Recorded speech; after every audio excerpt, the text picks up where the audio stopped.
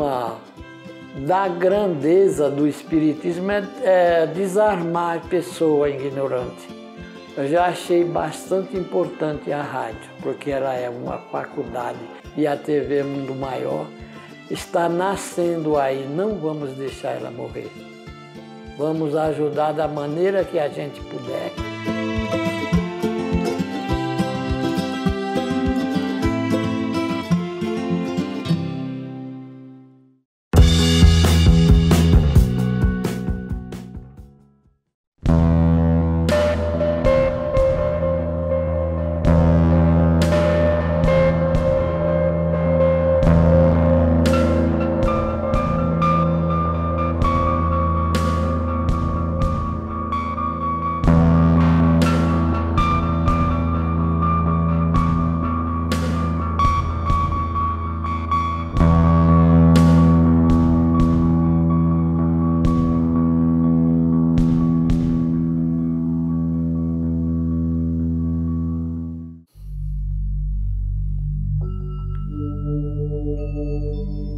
Casas onde as pessoas não se sentem bem.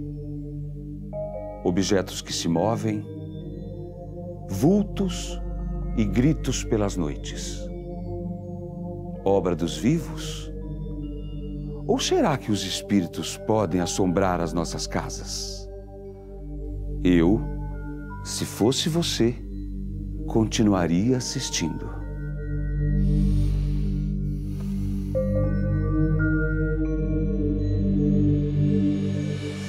Olá, para você que está nos assistindo, hoje falaremos sobre poltergeist. O que é isso?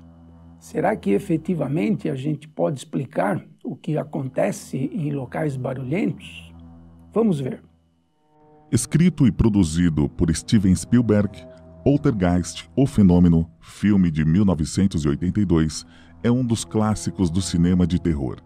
A história apresenta esse personagem sobrenatural, pouco conhecido do público até então, sob um olhar quase maligno.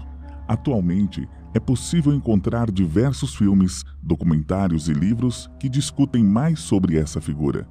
Mas o que o Espiritismo diz a respeito da natureza do poltergeist? O nome é a junção de dois termos em alemão e significa espírito barulhento. Isso porque, segundo os estudiosos, tratam-se de manifestações impulsivas, rápidas e caóticas.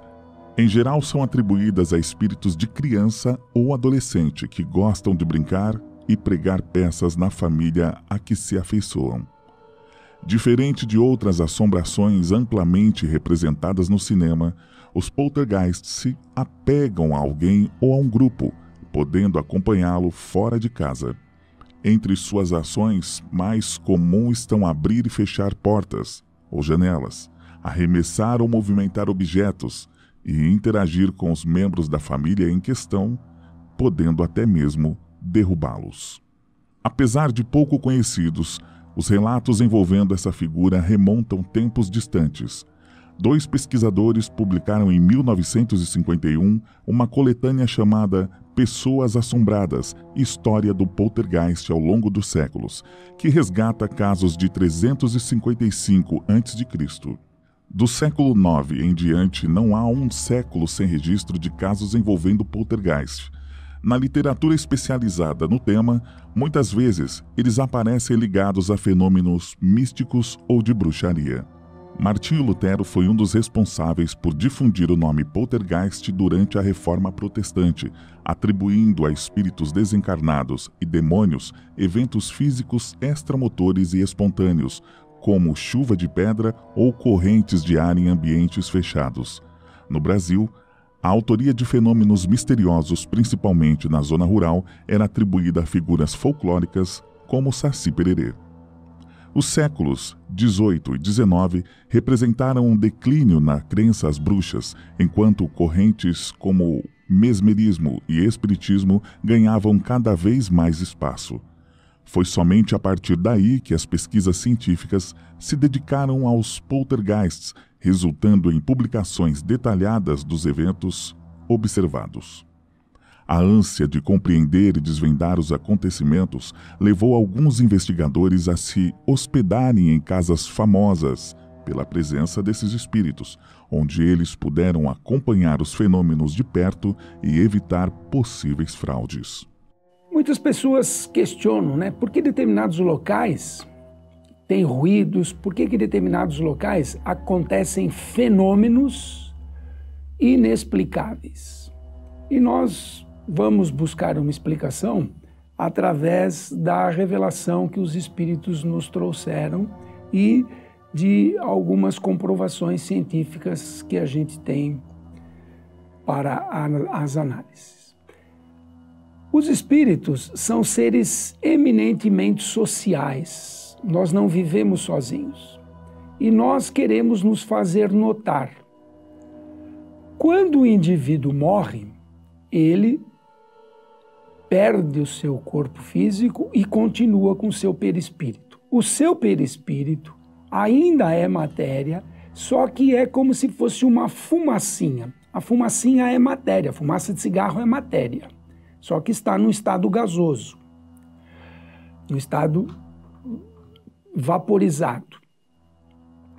Nós, como espíritos, mantemos esse perispírito enquanto estivermos aqui presos ao campo gravitacional da Terra. E nos queremos fazer notar. Pela ação do pensamento, alguém tem que sintonizar o nosso pensamento. Quem que sintoniza o nosso pensamento depois que nós somos defuntos? Os médiuns ou os indivíduos paranormais, de acordo com a designação da ciência. Mas se eu morri, suponha que eu morri, e quero me fazer notar, como que eu vou sensibilizar vocês que estão me vendo e não conseguem captar o meu pensamento por telepatia? Eu vou promover um ruído. Então, eu tendo o conhecimento de como manipular a matéria, porque eu já soube fazer isso enquanto eu estava vivo, eu agrego partículas, crio, adenso a matéria e faço objetos. E esses objetos, como pedras, eu posso atirar, posso bater, posso fazer deslocamento de ar e produzir ruídos. A voz que vocês estão me ouvindo é uma vibração das minhas cordas vocais, ao ar passar pela minha garganta. Eu posso fazer isso diferentemente. Eu gerei um assovio, que é um som promovido pela passagem do ar. Então, se o espírito faz o ar passar mais rápido entre duas superfícies, ali será gerado um som. Ele também pode fazer com que o som seja promovido através do deslocamento de uma massa de ar. É o que acontece com um tambor. Quando eu bato com a baqueta no tambor, sai o som. Por quê? Porque a pele do tambor vibrou. Então, tudo que vibra gera uma onda. Essas ondas em determinada frequência geram som.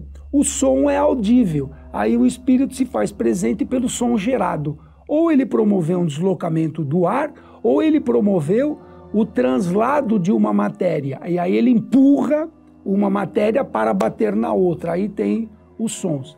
E no caso do filme que vocês viram, em que o espírito jogava pedras em cima do telhado, ele materializava essas pedras e atirava em cima do telhado.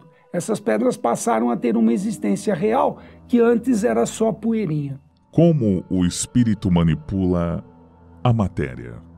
Para o espírito manipular a matéria, ele precisa ter dois quesitos. O primeiro é a capacidade, é a sabedoria para manipular a matéria. E segundo, é ter essa matéria disponível. Essa matéria disponível, manipulada pelos espíritos, é o que nós chamamos de ectoplasma. Ectoplasma são partículas que estão dentro das células dos objetos. Dentro do nosso corpo, um monte de células. Dentro de um monte de células, um monte de ectoplasma. Esse ectoplasma é liberado. É como se fosse o cheirinho nosso. Tá? Esse cheirinho nosso, quando nós temos o odor das axilas, estão saindo partículas daqui, pedacinhos da gente e viajando no espaço. Ao viajar no espaço, sensibiliza as nossas narinas como odor das axilas, o vulgo sovaco. A mesma coisa acontece para os espíritos que têm a capacidade de manipular matéria. Nós doamos esse ectoplasma, esse cheirinho, essa poeirinha invisível que, pelo conhecimento do espírito, ele agrega essa matéria, ele cria campos elétricos e magnéticos através da ação do pensamento. Essa matéria é agregada. Ao ser agregada, ela pode se tornar visível e tangível e ponderável. Ela pode ser até pesada para ter consistência física. Tem que haver necessidade de fontes de doação dessa matéria. Essa fonte de doação nós chamamos de médiuns doadores. Esses médiuns doadores, eles doam ectoplasma. O espírito que vai manipular isso percebe esse médium doador. Como ele quer se fazer presente, ele utiliza essa matéria disponível por esse médium, disponível por esse indivíduo que ele nem sabe que é médium, mas ele tem essa capacidade. É um potencial que cada um de nós temos. Os espíritos, se utilizando disso, fazem as materializações. Quando não há um médium disponível e o espírito quer se fazer presente, quer se fazer manifestado, ele pode utilizar isso de animais. Ele induz o animal a liberar essa energia, esse ectoplasma. Ele pode se utilizar dos seres vivos, das plantas, utilizar isso, inclusive dos minerais. Ele dá uma esfregadinha no mineral, parece mágica, né? Mas ele libera partículas do mineral que vão se agregando. Porque quando você está me vendo aí na televisão, no seu computador, no seu telefone celular, você não está vendo um loiro alto e olhos azuis. Você está vendo uma somatória de átomos que estão magneticamente distribuídas no espaço, dando esta forma corpórea. Cada parte do meu corpo com uma função específica. Por quê? Porque isso foi organizado pelo próprio espírito, ele tem esse conhecimento. Então ele converte os alimentos em corpo físico. Olha como nós sabemos fazer materialização e não ficamos alarmados com isso. Olha como nós promovemos ruídos e não ficamos alarmados com isso, porque a gente se acostumou. Quando nós nos acostumarmos a conhecer o potencial do espírito, tanto vivo quanto morto, para realizar as coisas, todos esses eventos deixarão de ser mistérios. Nós poderemos nos tornar médiuns doadores conscientemente.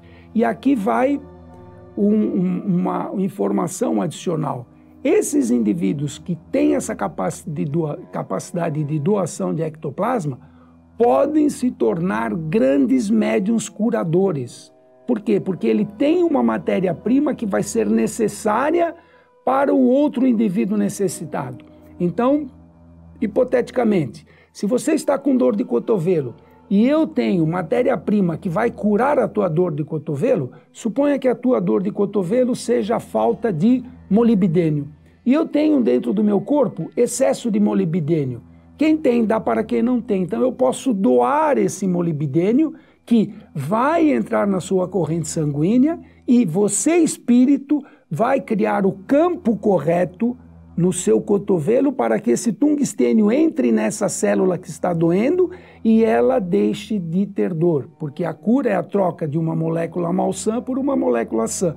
Se eu tenho uma molécula sã, eu dou. E todos aqueles que são doadores de ectoplasma podem praticar curas espirituais, que não é nada mais do que ceder o seu material disponível para ser utilizado na regeneração de um corpo. Isso é o que acontece com a medicação. Quando nós tomamos um medicamento, lá naquele medicamento existem algumas moléculas que vão reagir com as nossas moléculas dentro das nossas células e promover uma substituição daquilo que estava ruim. Então, se a dor de cotovelo é falta de molibdênio, eu posso tomar um comprimido de molibdênio que vai entrar na minha corrente sanguínea e depositar aqui. O excesso vai sair pela urina ou pelas fezes ou pela transpiração, mas o necessário vai ficar aqui. Porque eu, como espírito, sei me auto-reorganizar. Eu já venho me auto-fazendo há milênios, milênios e milênios. Ou eu posso pegar essa matéria-prima de um médium doador que cede essa matéria-prima. O processo é substituição de matéria e agregação e colocar ela dentro de uma funcionalidade a qual nós desejamos. E se fosse possível conquistar novamente aqueles que se foram? Juntos nós podemos. Invista neste canal. Invista em um mundo melhor.